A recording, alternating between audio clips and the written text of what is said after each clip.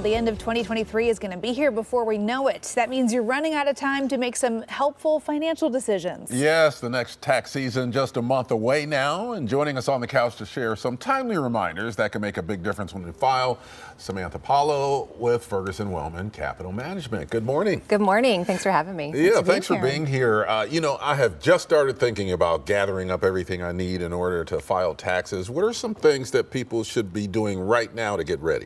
There are a few things to review before the end of the year, some a little more timely than others. First is retirement accounts. So most of us know that you have until April 15th to make contributions to your individual retirement accounts. But if you want to make contributions to your employer retirement plans, those employee deferrals have to be done by 12/31.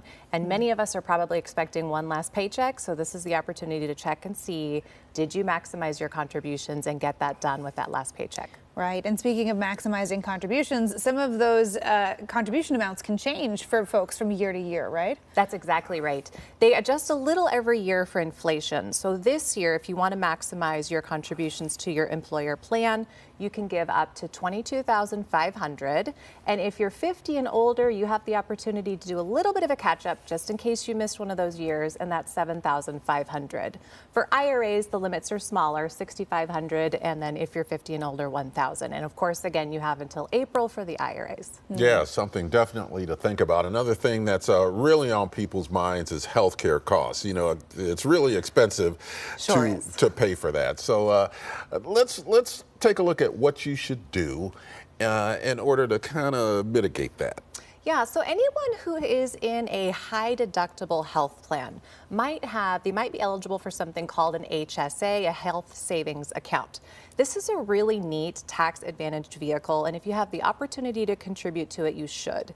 The reason it's extra special is that your donations, your contributions are tax deductible. All of the earnings grow tax free, and then later when you take distributions, if you take them for qualified medical expenses, there's no tax. So you essentially never pay tax on those dollars. So if you can use it, take advantage of it. Yeah, something helpful to keep in mind because you never know what the next year is going to bring. This is a popular time of year too, where people are making some year-end contributions for donations to charities, whether you're making a donation in someone's name as a gift or you're just wanting to do a little good during the holiday season. So how can some of those donations help you for taxes next year? Well, charitable giving obviously needs to always come from the heart, but boy, if we can take some tax advantage when we're doing it, why not?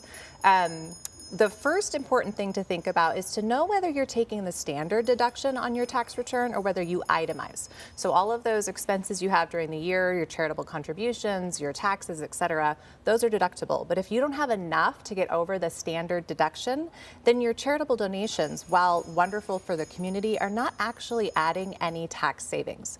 There are some strategies that you can use if you know that you're going to take the standard deduction and you're making charitable donations. And one really common one is called bunching, where you bunch multiple years of gifts into a single year. So right now, if you know you're going to take the standard deduction, you might push your charitable contributions to January 1 to double your contributions next year and get over that standard deduction. Oh, okay.